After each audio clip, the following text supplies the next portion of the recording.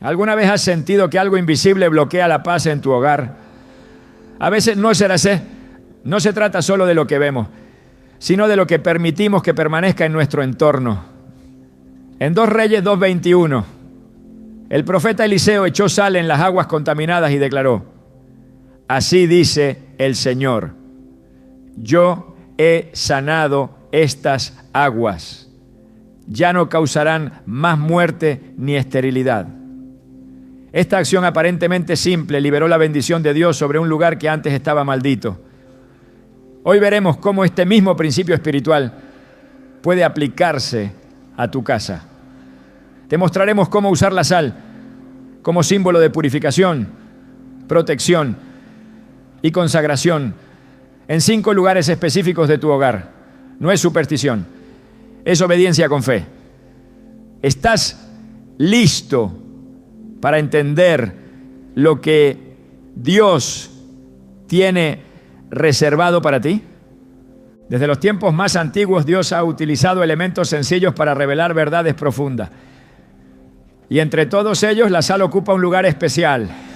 No es solo un recurso cotidiano, ni un condimento que realza el sabor de los alimentos. La sal, cuando es comprendida desde una perspectiva espiritual, se convierte en un símbolo poderoso de pacto, pureza y autoridad.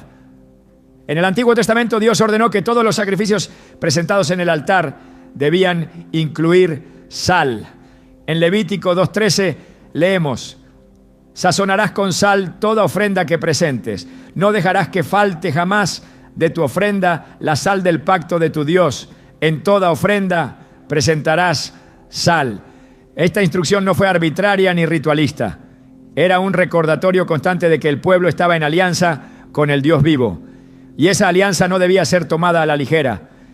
El significado de la sal en la Biblia no se limita a una mera costumbre de la ley mosaica. La sal representaba algo incorruptible, algo que conservaba, algo que tenía el poder de preservar lo santo. En un tiempo donde no existían sistemas de refrigeración, la sal era la única forma de evitar que la carne se descompusiera. Era símbolo de permanencia, de durabilidad, de algo que no se echa a perder.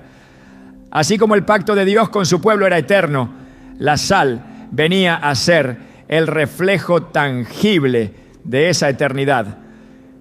Es por eso que Jesús, al dirigirse a sus discípulos en el Sermón del Monte, les dijo con absoluta claridad en Mateo 5:13: vosotros sois la sal de la tierra, pero si la sal pierde su sabor, ¿con qué será salada? No sirve más para nada, sino para ser echada fuera y pisoteada por los hombres. Este pasaje nos revela una verdad inquebrantable. Cuando una vida está conectada a Dios, lleva consigo el sello de lo incorruptible. Pero cuando esa conexión se pierde, cuando la esencia espiritual se diluye, la vida se vuelve insípida, inservible, expuesta a la destrucción. No es casualidad que Jesús escogiera precisamente la sal para hablar de identidad espiritual. Él no dijo que seríamos como oro o como aceite, sino sal. Porque la sal no solo transforma, sino que penetra, actúa en lo invisible, cambia la composición de lo que toca. Así es la vida de alguien que está en comunión con Dios. No se conforma con adornar lo superficial, sino que modifica lo profundo. Pero ¿qué sucede cuando esa sal no está presente en nuestras vidas? ¿Qué pasa cuando el símbolo del pacto no se manifiesta en nuestro entorno? Muchas personas oran por protección, por bendición, por dirección, pero han olvidado que la fe también se expresa en actos concretos. Dios siempre ha respondido al acto de obediencia. El profeta Eliseo lo entendió así cuando se enfrentó a una ciudad con aguas contaminadas y tierra estéril. En 2 Reyes 2:21 se relata cómo tomó una vasija nueva con sal, la arrojó sobre las aguas y declaró: así dice el Señor, yo he sanado estas aguas, ya no causarán más muerte ni esterilidad. Ese acto, aunque parecía sencillo, cargaba una autoridad divina. No era magia, no era superstición, era obediencia, respaldada por fe y palabra. Es aquí donde comenzamos a entender por qué la sal, cuando es usada con reverencia y entendimiento bíblico, puede convertirse en un acto profético. No se trata de repetir rituales vacíos, sino de entender que hay símbolos que Dios ha santificado. El agua, el pan, el vino, la sangre y sí, también la sal. Cada uno de ellos ha sido usado por Dios para sellar pactos, liberar bendiciones y establecer orden espiritual en medio del caos. Cuando se usa la sal en tu hogar, no estás apelando a una tradición antigua sin sentido. Estás invocando el carácter de Dios que purifica, preserva y transforma. No podemos olvidar que en el mundo espiritual todo espacio comunica algo. Hay hogares donde, sin que nadie lo diga, se respira angustia, desesperanza, conflictos incesantes. Y hay otros donde la paz de Dios es tangible, donde cada rincón parece bendecido. La diferencia no radica en la decoración ni en el tamaño, sino en la atmósfera espiritual que ha sido establecida. Cuando decides consagrar tu hogar con actos simbólicos, respaldados por la palabra, estás diciéndole a Dios: este lugar te pertenece, que cada pared, cada puerta, cada habitación esté bajo tu pacto. Y eso no pasa desapercibido en el mundo espiritual. Uno de los errores más comunes entre los creyentes es subestimar el poder de lo que se hace con fe. Muchas veces se pide ayuda a Dios mientras se mantienen abiertas puertas al enemigo. Se ora por paz mientras se toleran prácticas, palabras y hábitos que generan división. Se clama por bendición mientras se ignora el llamado al arrepentimiento. Por eso es tan importante entender que la sal, como símbolo de pureza, nos llama también a examinar nuestras vidas. En Marcos 9:50, Jesús dijo: buena es la sal, pero si la sal se vuelve insípida, ¿con qué la sazonaréis? Tened sal en vosotros mismos y vivid en paz los unos con los otros. Este versículo une el símbolo externo con una condición interna. No basta con esparcir sal en las esquinas del hogar si el corazón está lleno de orgullo, rencor o incredulidad. La autoridad espiritual no viene por hacer cosas externas solamente, sino por vivir en obediencia. Sin embargo, cuando lo interno y lo externo están alineados, el resultado es poderoso. Imagínate lo que puede suceder en un hogar donde se ora con fe, se vive en santidad y se consagra cada rincón como territorio de Dios. Imagina lo que ocurre cuando las acciones se unen al espíritu de la palabra. Cuando Eliseo arrojó la sal sobre las aguas, también pronunció una declaración profética. Así dice el Señor. No era la sal por sí misma, era la autoridad con la que se usaba. De igual manera, cuando uses sal en tu hogar, que no sea un gesto vacío, sino un acto de fe consciente, respaldado por una vida rendida a Dios. La sal también habla de juicio. En Génesis 19, cuando Dios destruyó Sodoma y Gomorra, la esposa de Lot, al desobedecer la instrucción divina y mirar atrás, fue convertida en estatua de sal. Este detalle nos recuerda que la sal no solo preserva, también puede representar la consecuencia de ignorar la voz de Dios. La sal es símbolo de separación entre lo puro y lo impuro, entre lo consagrado y lo profano. Por eso, cuando decides usarla como instrumento de consagración, debes hacerlo con temor reverente. No es un talismán, es una afirmación espiritual de que has decidido separar lo que pertenece a Dios de lo que no. En la cultura hebrea, la sal era parte de todos los pactos duraderos. El llamado pacto de sal significaba una alianza perpetua. En Números 18-19, Dios habla así del pacto con los sacerdotes. Es un pacto de sal perpetuo delante del Señor para ti y para tus descendientes. Este tipo de pacto era irrompible, implicaba fidelidad, lealtad, compromiso eterno. Cuando entiendes esto, comprendes por qué consagrar tu hogar con sal no es algo trivial. Es una forma de declarar que lo que sucede entre esas paredes está bajo el dominio de Dios y que tú has decidido honrar ese pacto con cada palabra, decisión y acto cotidiano. El mismo Jesús, antes de ir a la cruz, habló del fuego y la sal como parte del proceso de purificación que vivirían sus discípulos. En Marcos 9:49 dijo, porque todos serán salados con fuego. Esta declaración enigmática apunta a una verdad profunda. La vida cristiana no está exenta de pruebas, pero esas pruebas, cuando son vividas en el pacto con Dios, no destruyen, sino que purifican. Ser salado con fuego es ser sometido a procesos que sacan lo mejor del espíritu, que eliminan lo que no sirve, que preparan para un propósito mayor. Por eso, cuando un hogar es consagrado con sal, también es una declaración de disposición. Señor, si hay algo aquí que necesita ser transformado, hazlo. Si hay algo que debe ser cortado, quítalo. Si hay algo que debe ser restaurado, actúa con tu poder. Quizás te preguntes si todo esto realmente tiene un efecto. La respuesta es clara. Cuando se hace con fe y obediencia, sí lo tiene. Porque no es la sal la que cambia las cosas, es Dios respondiendo a un corazón que actúa conforme a su palabra. Así como la sangre del cordero en los dinteles protegió a las familias hebreas en Egipto, así también los símbolos consagrados con fe hoy pueden ser señales visibles de una entrega espiritual total. No para manipular a Dios, sino para mostrar que se reconoce su señorío sobre el hogar.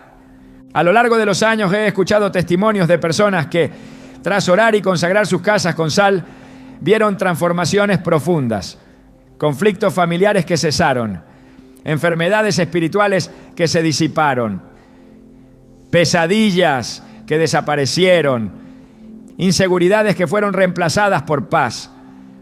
No porque hicieran un ritual, sino porque lo hicieron como expresión sincera de fe. Uno de los testimonios más impactantes que recuerdo es el de una mujer que después de años de angustia emocional y opresión nocturna, decidió orar habitación por habitación, colocando una pizca de sal en cada rincón, mientras declaraba pasajes bíblicos en voz alta. Esa noche fue la primera en años que durmió en paz. Lo que hizo no fue superstición, fue una declaración espiritual. Este lugar le pertenece a Dios. Y es que cuando tomas autoridad espiritual sobre tu entorno, comienzas a caminar como hijo del reino. Ya no vives como víctima de las circunstancias, sino como heredero de promesa. La sal entonces ya se convierte en una herramienta de afirmación, una señal de identidad. Es el recordatorio de que tú y tu casa están bajo la cobertura de un pacto eterno, sellado no con sangre de corderos terrenales, sino con la sangre del Cordero eterno, Jesucristo. Por eso, antes de pasar a los lugares específicos del hogar, donde esta práctica puede ser aplicada con sentido espiritual profundo, es indispensable que comprendas este fundamento. No pongas sal solo porque alguien te lo dijo. No actúes movido por la curiosidad o por el miedo. Hazlo con revelación. Hazlo con fe.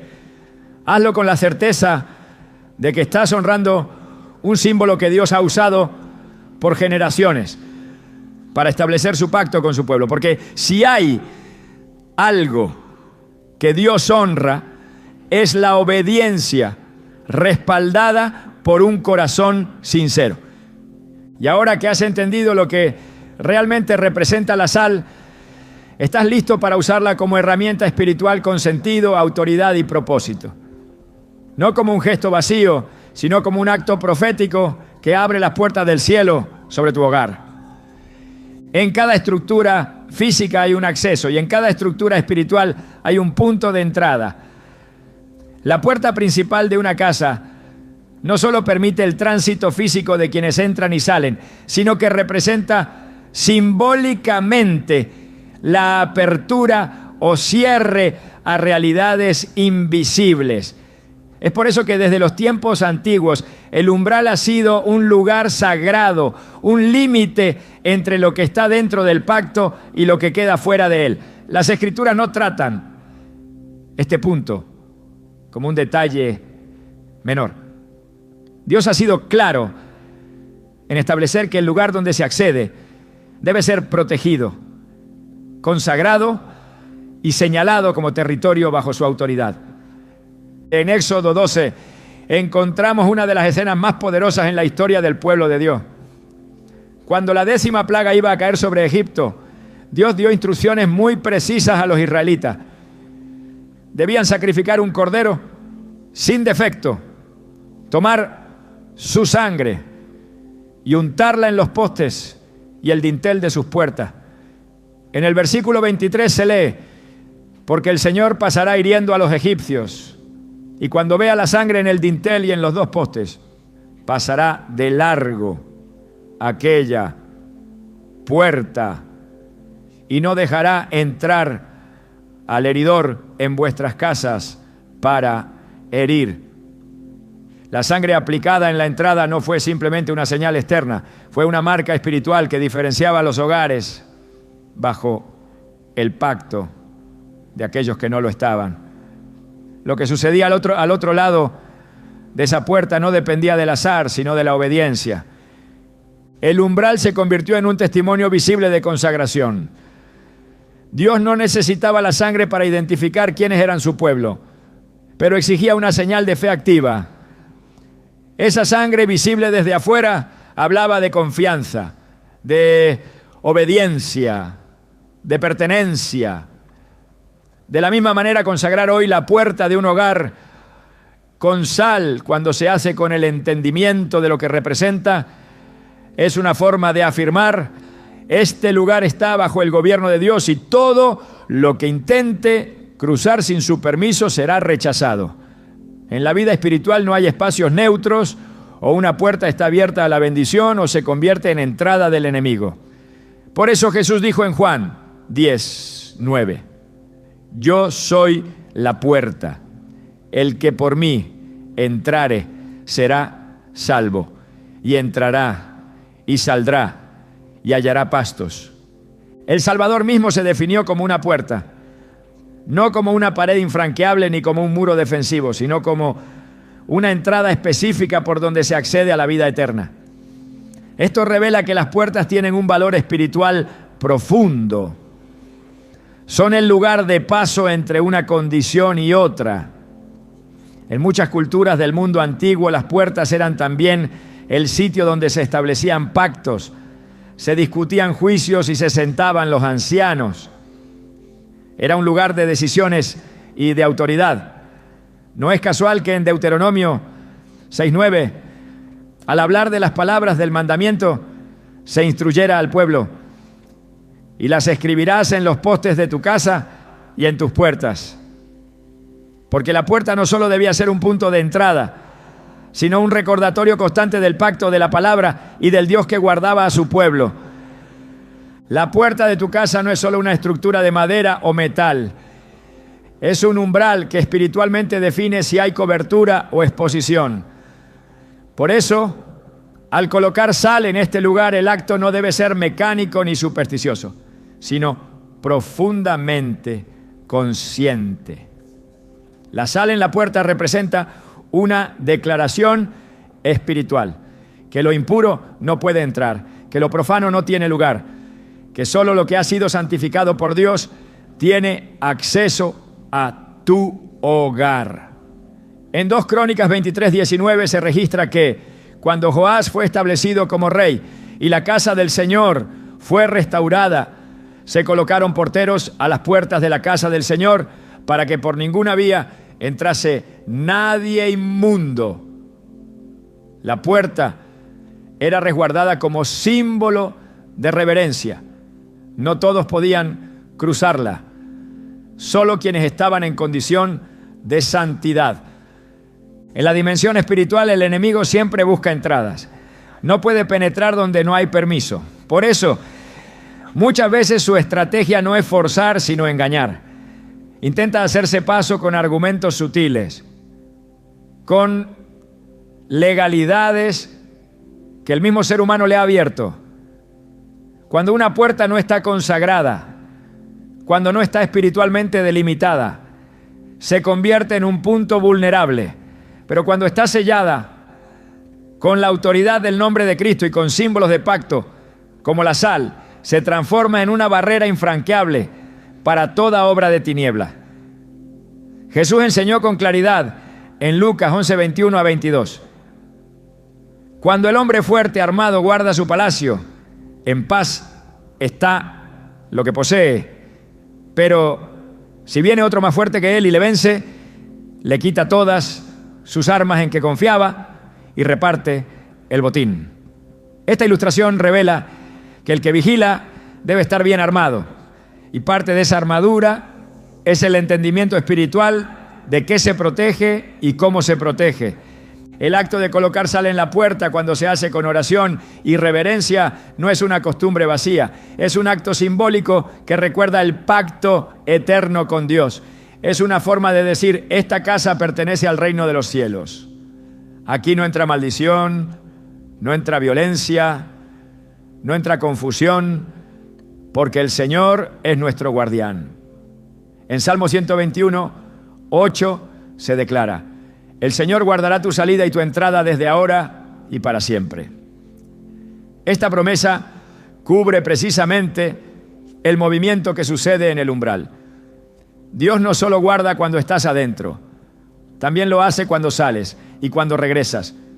Pero para eso, tu puerta debe estar bajo su cuidado. Cada vez que alguien entra a tu casa, lo hace cruzando ese umbral.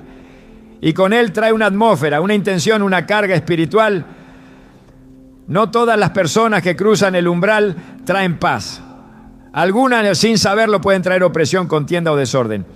Por eso, es tan necesario establecer desde el principio que la entrada está bajo gobierno divino. En Isaías 26:2 encontramos una instrucción clara: abrid las puertas y entrará la gente justa, guardadora de verdades. El mensaje es simple pero profundo. No todas las puertas deben abrirse a cualquiera. Hay puertas que se abren solo a lo justo, a lo puro, a lo que refleja la verdad de Dios. El enemigo no necesita una grieta grande para infiltrarse. Basta una omisión espiritual, una negligencia en la consagración. Por eso, todo lo que simbolice entrada debe ser resguardado. En el libro de Nehemías, cuando se reconstruyeron los muros de Jerusalén, se dio atención detallada a cada puerta. La puerta del pescado, la puerta del valle, la puerta vieja. Cada una fue restaurada, consagrada y vigilada. En Nehemías 7:3 se ordenó: no se abran las puertas de Jerusalén hasta que caliente el sol, y mientras estén en sus puestos, los que las cierran se echen cerrojos, se pongan guardias de los moradores de Jerusalén, cada uno en su guardia, y cada uno delante de su casa. Esta medida no era paranoia, era discernimiento. Porque quien entiende el valor de la entrada protege con celo lo que ha sido confiado. Aplicar sal en la puerta, entonces, es una forma de establecer un cerco espiritual.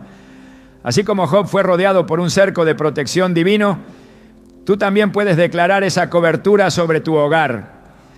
En Job 1:10, Satanás mismo admite que no puede tocar a Job porque hay un cerco a su alrededor. ¿Qué protege ese cerco? Lo que ha sido entregado, consagrado, puesto bajo la voluntad de Dios. Tu puerta no es un lugar común, es un altar de paso, es un punto donde se cruzan mundos, el externo y el interno, lo natural y lo espiritual. Por eso debe estar sellada bajo pacto. Cuando el pueblo de Israel entró a la tierra prometida, una de las primeras instrucciones fue establecer señales visibles de la presencia de Dios. En Deuteronomio 11:20 Dios dice: y las escribirás en los postes de tu casa y en tus puertas. La palabra debía estar grabada en el lugar de entrada, porque quien entra debía saber a quién pertenece esa casa. Y quien vive dentro debía recordar constantemente que no estaba solo. La puerta, entonces, es más que una protección física. Es un altar de testimonio. Por ella entran personas, pero también entran atmósferas. Por eso debe hablar con claridad. Aquí gobierna el Señor. La sal, al ser aplicada con oración y entendimiento, se convierte en símbolo de separación, de consagración, de pacto eterno. En Levítico 2:13 el mandato es firme: toda ofrenda deberá estar sazonada con sal. Así como cada ofrenda llevaba sal, también cada entrada a un hogar consagrado puede portar esa misma señal. No para cumplir un ritual, sino para recordar constantemente que lo que ha sido apartado para Dios debe mantenerse puro, vigilado, resguardado con celo santo. Y cuando esa sal se coloca en el umbral, no es un acto decorativo, es una afirmación espiritual. Declara que todo lo que cruce esa puerta será filtrado por el Espíritu de Dios, que la paz será el árbitro de cada visita, que la presencia del Señor será quien determine qué entra y qué no. Porque si Cristo es la puerta, entonces todo lo que traspase tu puerta debe estar alineado con Él. Así se establece orden, se activa la protección, se reafirma el pacto. Quien tiene entendimiento espiritual no deja sus puertas sin consagrar. No se trata de miedo ni superstición, se trata de autoridad, de reconocer que el hogar es un territorio sagrado y que cada acceso debe estar bajo la cobertura de Dios. Así como los levitas vigilaban las entradas del templo, así también el creyente debe vigilar la entrada de su casa. Y una forma simbólica y poderosa de hacerlo es colocando sal con fe, con oración, con palabra, como señal visible del reino al que pertenece ese hogar. En toda estructura física hay un diseño que delimita el comienzo y el fin de cada espacio. Las esquinas, aunque muchas veces pasadas por alto, son puntos de intersección que marcan la unión de paredes, direcciones y fuerzas. Espiritualmente, no son simplemente rincones vacíos, sino lugares simbólicos donde el orden o el desorden pueden encontrar refugio. A lo largo de las Escrituras, Dios ha demostrado que incluso los lugares ocultos o periféricos tienen un valor esencial cuando se trata de establecer su presencia, su justicia y su protección. No hay detalle insignificante en un territorio que ha sido consagrado. El libro del profeta Ezequiel ofrece una visión clara sobre el papel que tienen las esquinas en el contexto espiritual. Al describir la visión del templo restaurado en Ezequiel 46, 21 a 22, se mencionan las cámaras construidas en las esquinas del atrio, destinadas para cocer los sacrificios del pueblo. Estas cámaras, aunque no eran el centro del templo, cumplían una función sagrada. Estaban al margen del área principal, pero formaban parte de la estructura ordenada por Dios. Esto revela que aún los espacios periféricos tienen un propósito divino cuando se los somete a la voluntad del Altísimo. El hecho de que se colocaran funciones santas en esas esquinas demuestra que nada debe quedar sin cubrir por la presencia de Dios. Las esquinas de una casa, aunque físicamente discretas, representan lugares donde muchas veces se acumula lo que no se ve. En lo natural son espacios donde el polvo se oculta, donde se deposita lo que no se quiere a la vista. En lo espiritual ocurre algo similar. Los rincones pueden convertirse en zonas donde se acumulan residuos de conflicto, recuerdos dolorosos, palabras no sanadas, atmósferas retenidas por el silencio o el olvido. Cuando se permite que estos rincones permanezcan sin la luz de la palabra, pueden convertirse en puntos de acceso o refugio para influencias que no provienen de Dios.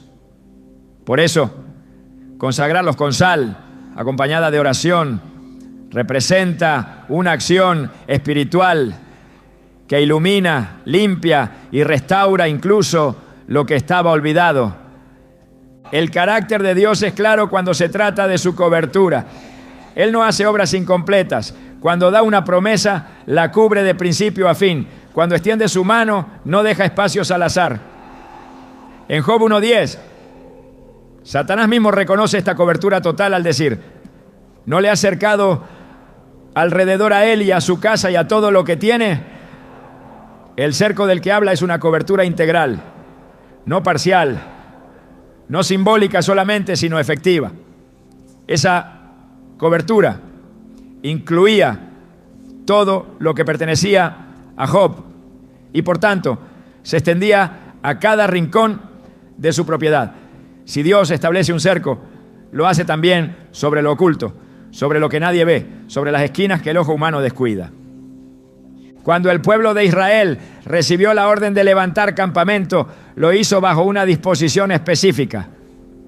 Las tribus se ubicaban alrededor del tabernáculo conforme a una disposición geométrica ordenada por Dios. No había un solo ángulo sin asignación. No existía una esquina sin presencia. Cada tribu tenía su lugar. Esto refleja que la presencia divina no tolera el caos. Cada espacio debe estar bajo autoridad. Cada extremo debe responder a una estructura de pacto. Si algo queda suelto fuera del diseño, se convierte en una potencial brecha. Por eso, cuando se coloca sal en las esquinas del hogar, el acto no es decorativo, es una proclamación de que incluso lo oculto está bajo el gobierno del Señor. En Proverbios 4:27 se dice: no te desvíes a la derecha ni a la izquierda, aparta tu pie del mal. Esta instrucción encierra un principio de integridad y cobertura. El camino del justo es recto, pero está bordeado por límites definidos. A la derecha y a la izquierda están los márgenes, las esquinas, los bordes del camino. Y aunque el corazón puede ir en dirección recta, los bordes deben estar guardados. Porque en esos márgenes muchas veces se introduce el error, la distracción, la contaminación espiritual. No basta con caminar recto, hay que proteger lo que está a los lados. La sal en las esquinas del hogar es un recordatorio físico de ese principio espiritual. No dejar espacio a la desviación, no permitir que en los extremos se refugie lo que debe ser expulsado. Dios no actúa de forma parcial. En Josué 6, cuando el pueblo de Israel rodeó Jericó, no bastó con que tocaran la trompeta en un solo lugar. Tuvieron que rodear toda la ciudad una y otra vez en un acto de obediencia total. No podían dejar una parte sin cubrir. El milagro no ocurrió cuando comenzaron, sino cuando terminaron de rodearla completamente. Fue entonces que los muros cayeron. Esta enseñanza es profunda. La victoria espiritual requiere cobertura total. No se puede dejar una esquina sin rodear, porque lo que no se cubre se expone. Lo que no se somete a Dios se convierte en puerta para el enemigo. En el templo de Salomón todo fue construido con exactitud. Nada fue improvisado. Cada medida, cada ángulo, cada sala estaba diseñada según el patrón dado por Dios. En el primer Rey 6, 24-25 se describe cómo incluso las alas de los querubines que cubrían el lugar santísimo se extendían hasta tocar las paredes opuestas. La imagen que esto transmite es de cobertura completa, sin espacios vacíos. Incluso en el lugar más santo, los extremos estaban cubiertos. Esto revela que para Dios la santidad no es una cuestión del centro solamente, es una realidad que se extiende hasta las esquinas. Donde hay santidad, todo está cubierto. Y donde todo está cubierto, no hay lugar para lo profano. El libro de Zacarías muestra una visión donde Dios se presenta como protector en los extremos. En Zacarías 2:5 declara: yo seré para ella, dice el Señor, muro de fuego en derredor, y seré la gloria en medio de ella.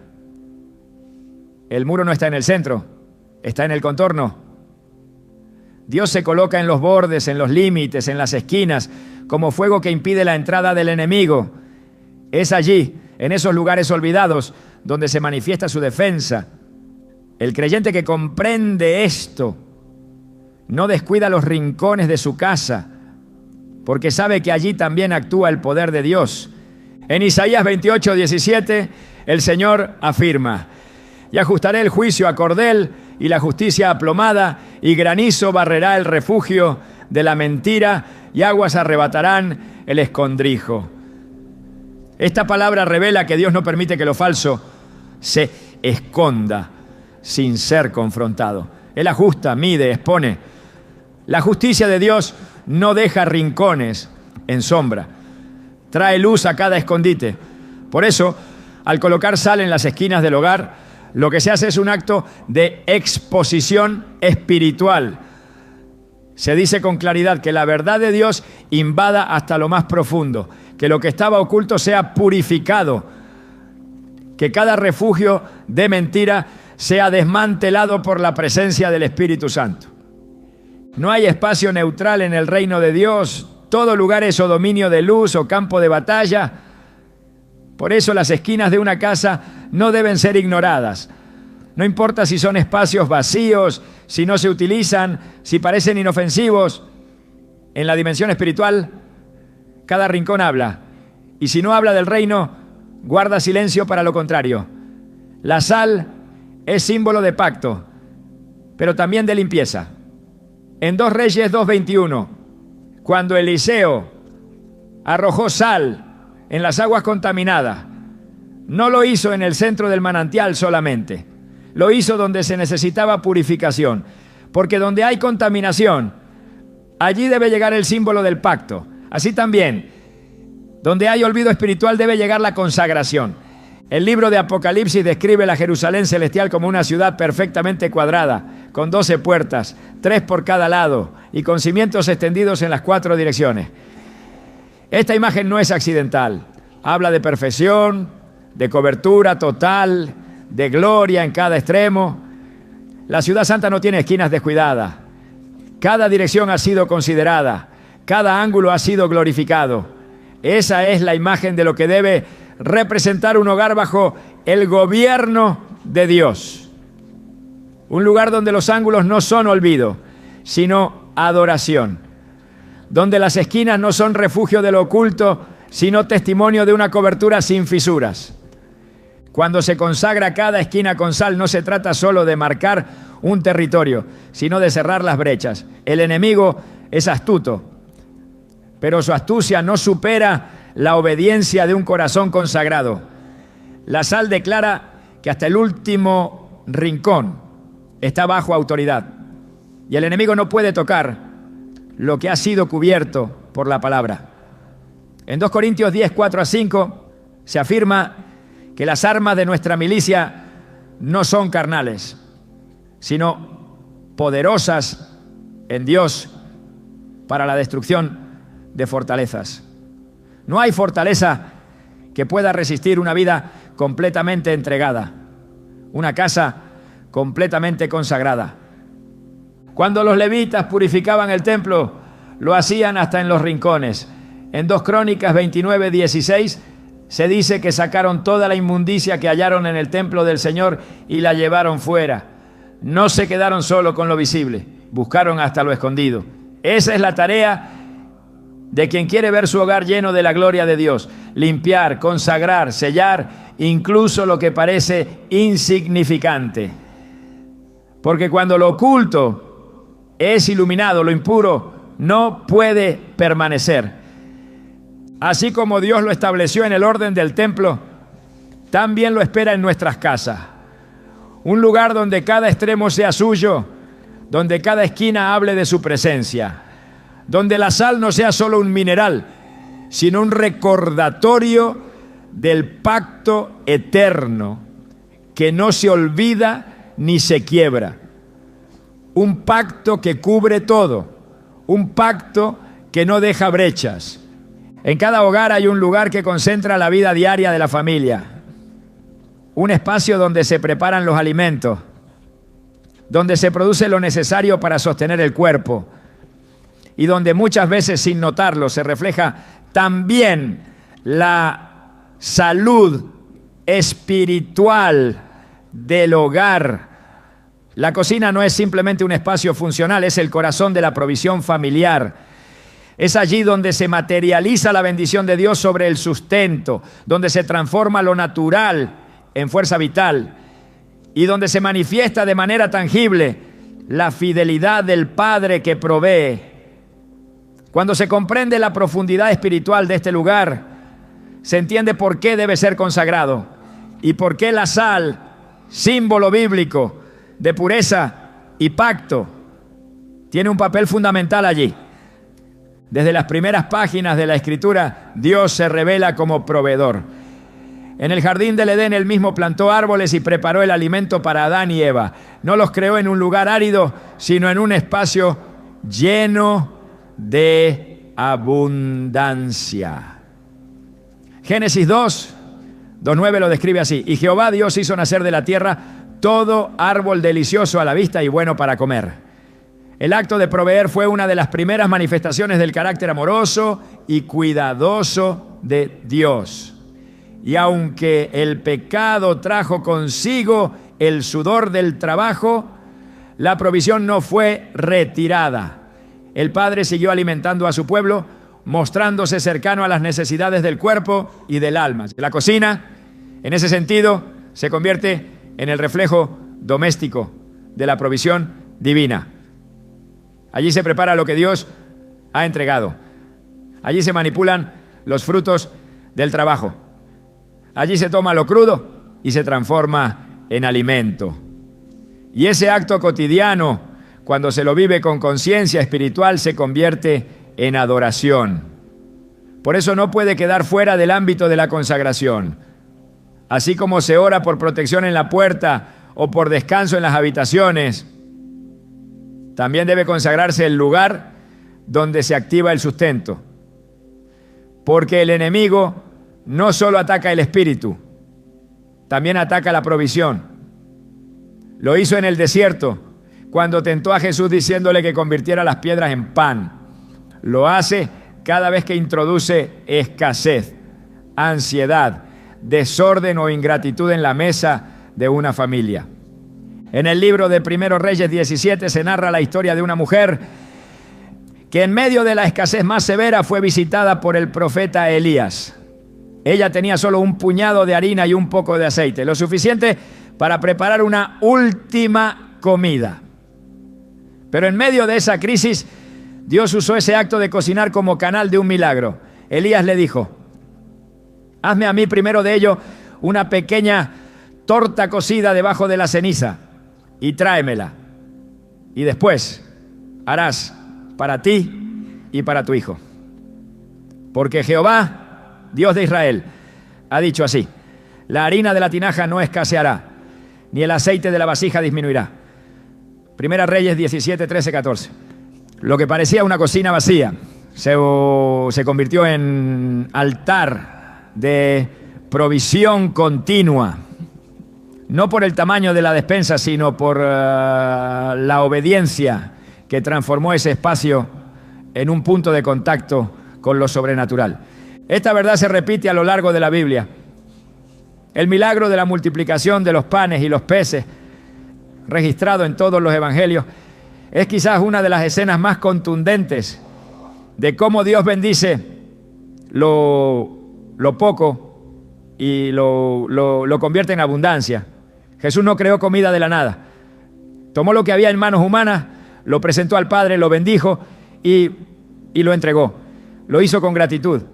Y la bendición no solo alimentó a miles, sino que sobró 12 canastas llenas después de que todos comieron hasta saciarse. El lugar de ese milagro fue el espacio donde se distribuyó el alimento. Ese espacio representa en cada hogar la cocina. Y así como Jesús tomó lo pequeño y lo multiplicó, el creyente que consagra su cocina puede ver cómo Dios transforma lo limitado en suficiente y lo suficiente en abundancia. Colocar sal en la cocina es entonces mucho más que una tradición. Es una declaración espiritual. Es reconocer que allí opera el principio de provisión. Es declarar que lo que entra en ese lugar será multiplicado, que lo que se cocina será saludable, que lo que se sirve será motivo de unidad y no de contienda. Es también un acto de discernimiento, porque no todo lo que se prepara alimenta. Hay alimentos que nutren el cuerpo, pero contaminan el alma. Hay productos que al ser adquiridos sin oración ni sabiduría traen desorden a la economía del hogar. Por eso, consagrar la cocina también es pedir dirección sobre qué comprar, cómo administrar, cómo bendecir cada ingrediente antes de consumirlo. En Deuteronomio 8:3, Dios recuerda al pueblo que lo sustentó en el desierto con maná, para hacerte saber que no solo de pan vivirá el hombre, mas de todo lo que sale de la boca de Jehová vivirá el hombre. Esta enseñanza es central. El pan físico es importante, pero no es suficiente. Lo que se cocina y se come debe estar atravesado por la palabra. No por una mística ritualista, sino por una conciencia clara de que todo lo que se consume debe ser consagrado, porque lo que se ingiere afecta el cuerpo, y el cuerpo es templo del Espíritu Santo. En 1 Corintios 10:31 se dice: si pues coméis o bebéis o hacéis otra cosa, hacedlo todo para la gloria de Dios. Eso incluye lo que se prepara en la cocina, cómo se prepara y con qué actitud se sirve. La sal en la cocina simboliza también la purificación de lo que no se ve. A menudo el desorden espiritual se manifiesta en el desorden físico. Una cocina donde reina el caos, la suciedad o la negligencia puede ser reflejo de una vida interior sin estructura.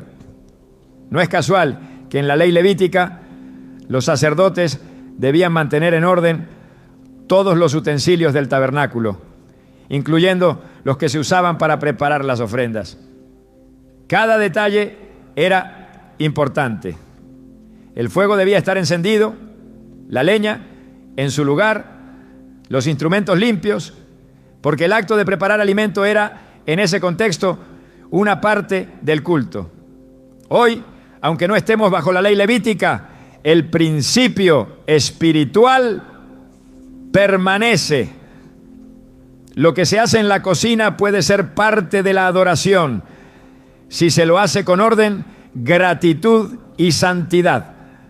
En 2 Corintios 9:10 se declara: y el que da semilla al que siembra y pan al que come, proveerá y multiplicará vuestra sementera y aumentará los frutos de vuestra justicia. Esta palabra une la provisión material con el fruto espiritual. Dios da semilla y pan, y lo que se siembra también se cosecha. Por eso, lo que se cocina debe reflejar el fruto del Espíritu: amor, gozo, paz, paciencia. No es solo una acción práctica, es una oportunidad para sembrar atmósfera. Un hogar donde la cocina está consagrada se convierte en un espacio donde se produce más que alimento, se produce paz, se produce gratitud, se produce unidad. La sal actúa entonces como señal visible de un espacio invisible que ha sido santificado para glorificar a Dios. El apóstol Pablo instruye en 1 Timoteo 4:4-5, porque todo lo que Dios creó es bueno y nada es de desecharse si se toma con acción de gracias, porque por la palabra de Dios y por la oración es santificado. Este versículo es clave. Los alimentos, aunque sean lícitos, necesitan ser santificados. No basta con que algo sea comestible. Debe ser recibido con gratitud y consagrado con oración. Por eso bendecir los alimentos no es una costumbre vacía, es un acto espiritual.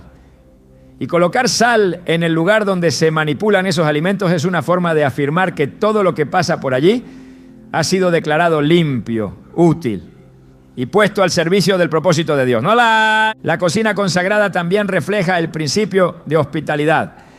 En Hebreos 13:12 exhorta: no os olvidéis de la hospitalidad, porque por ella algunos, sin saberlo, hospedaron ángeles. La cocina es el lugar donde se prepara lo que se ofrecerá al visitante, donde se expresa el servicio, la generosidad, el compartir. Un corazón hospitalario se manifiesta en una cocina abierta, en una mesa dispuesta, en una actitud de entrega. La sal, al ser símbolo de pacto, también recuerda que servir a otros es servir a Dios, que lo que se prepara en lo secreto puede tener un impacto eterno, porque en cada plato puede haber una siembra de amor que Dios multiplicará a su tiempo.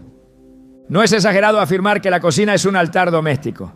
Allí cada acción puede ser una ofrenda, cada alimento puede ser un símbolo de gratitud, cada preparación puede ser una oración silenciosa. Por eso debe estar cubierta, no como un acto supersticioso, sino como una afirmación de que todo lo que allí sucede está bajo autoridad divina, que ningún espíritu de escasez, ningún temor por el mañana, ninguna ansiedad por el sustento puede operar donde el Señor ha establecido su bendición.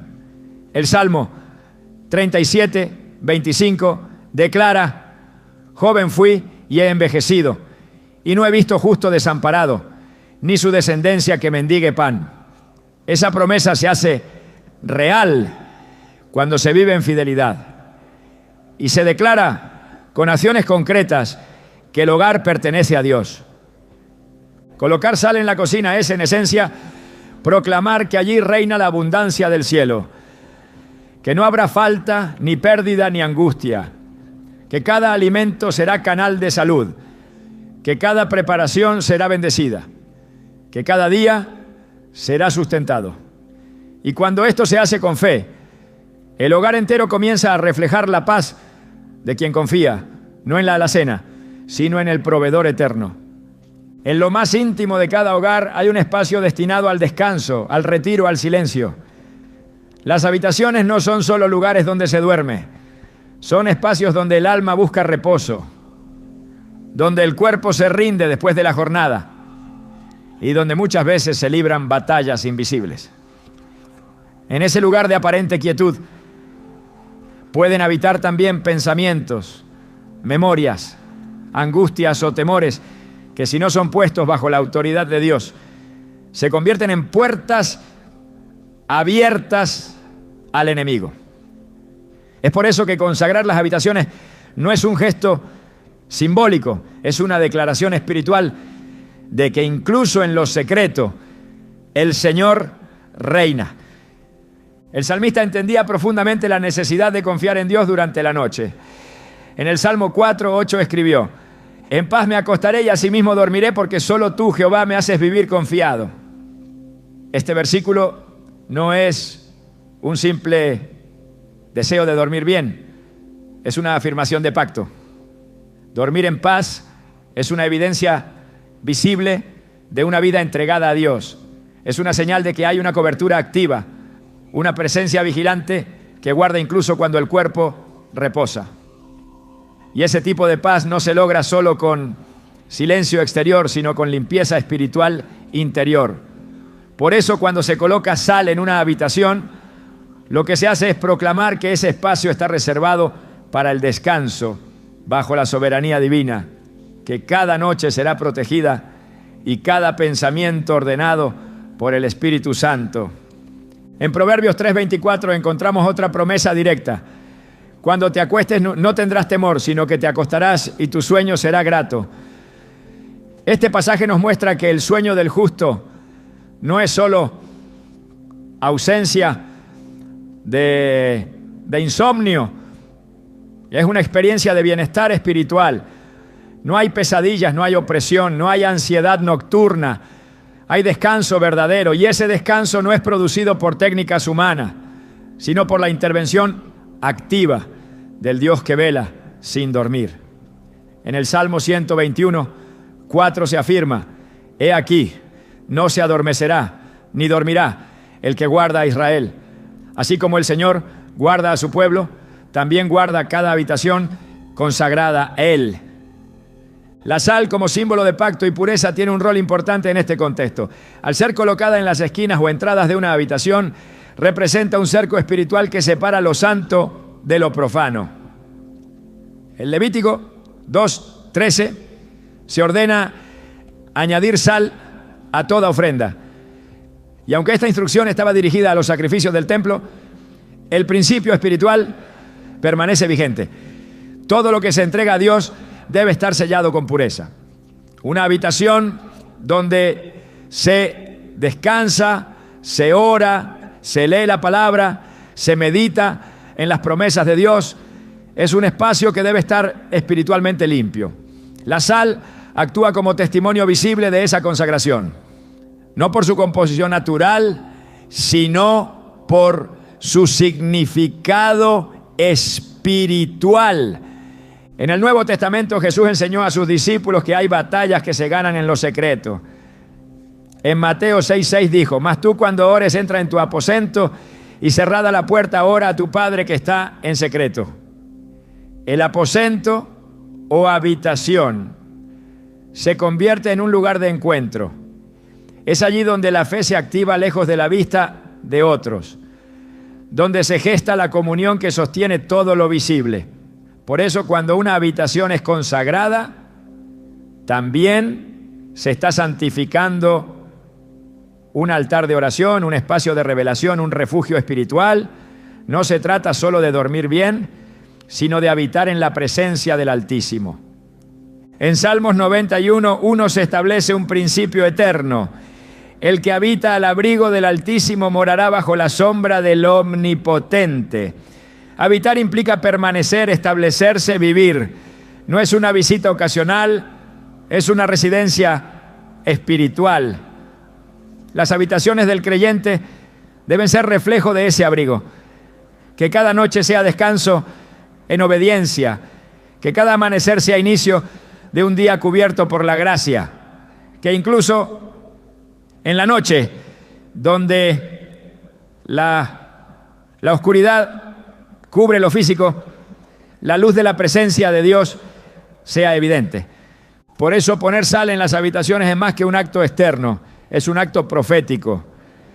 Es declarar que la paz no será interrumpida, que el descanso será restaurador, que los sueños estarán alineados con el Espíritu Santo. Es proclamar que no hay lugar para la opresión ni la ansiedad, porque donde está el Señor, allí hay libertad.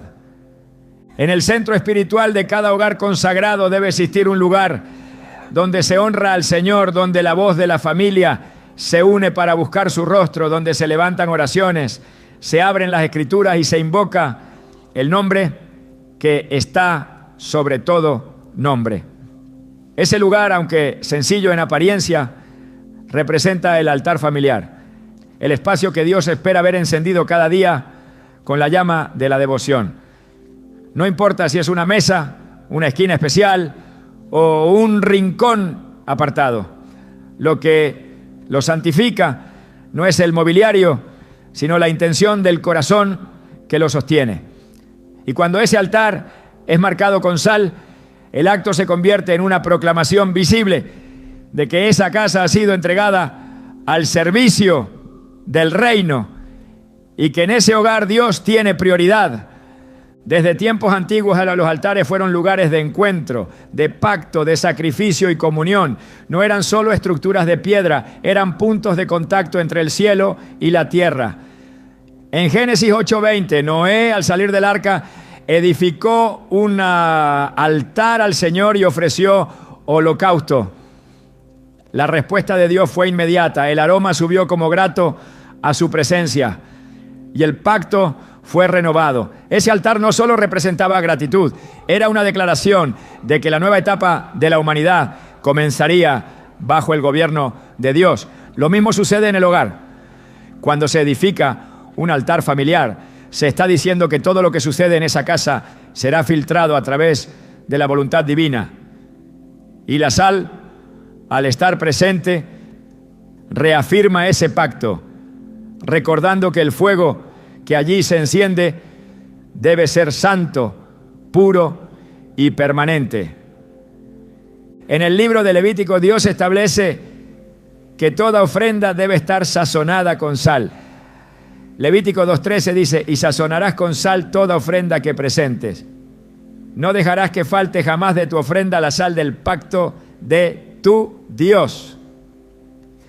La sal del pacto no era un detalle decorativo, era una señal visible de la alianza eterna entre Dios y su pueblo.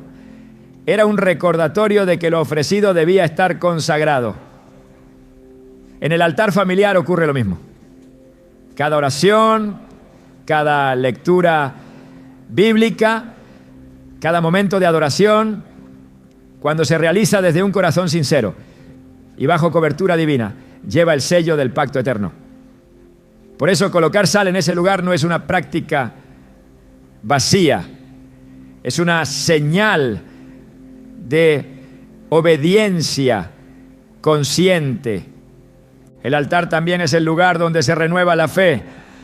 En 1 Reyes 18, cuando el profeta Elías confrontó a los profetas de Baal, la Escritura dice que antes de clamar a Dios, restauró el altar de Jehová, que estaba arruinado. Solo después de eso descendió el fuego. El poder no vino por el ruido, ni por la insistencia, sino por la restauración del lugar sagrado. En muchos hogares, el altar ha sido abandonado, reemplazado por el ruido del mundo o la rutina vacía. Pero Dios sigue buscando lugares donde su presencia sea bienvenida, donde su palabra sea entronada, donde el ambiente esté saturado de adoración. Y cuando ese altar es marcado con sal, se activa un principio: lo que está bajo pacto no puede ser tocado por el enemigo. En el Nuevo Testamento Jesús enseñó que donde 2 o 3 se reúnen en su nombre, allí está Él en medio de ellos. Esa promesa no depende de un templo, depende de un acuerdo. El altar familiar es ese punto de acuerdo, donde la familia decide no vivir conforme a las circunstancias, sino conforme a la palabra. Es allí donde se intercede por los hijos, se declara la bendición sobre las finanzas, se pide dirección para cada decisión. Y la sal colocada en ese lugar actúa como una señal visible de separación, como una barrera contra toda interferencia espiritual que quiera apagar la llama de la fe. Una casa puede tener muchas habitaciones, pero si no hay un altar, le falta dirección. Puede haber provisión, descanso, protección en las entradas, pero sin altar no hay gobierno espiritual. Por eso el altar no es un accesorio devocional, es el corazón del hogar. Y cuando ese corazón late bajo el fuego del Espíritu y el sello del pacto, entonces todo el hogar se alinea con el cielo. Porque donde hay altar hay presencia, donde hay sal hay pureza, y donde hay pacto hay victoria. El acto de colocar sal en tu hogar no es un simple gesto simbólico, es un testimonio silencioso que declara que el ordinario ha sido tocado por lo eterno.